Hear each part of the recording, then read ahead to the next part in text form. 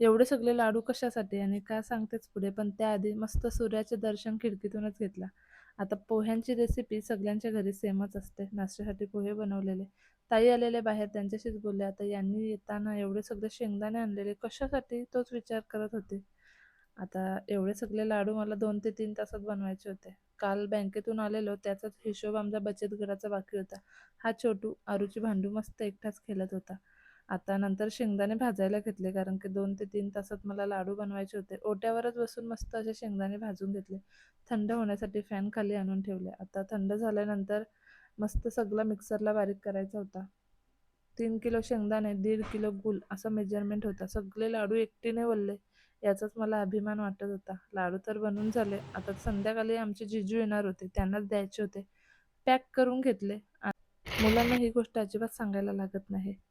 आजच्या दिवसासाठी एवढंच होतं. व्हिडिओ आवडल्यास लाईक करायला विसरू नका.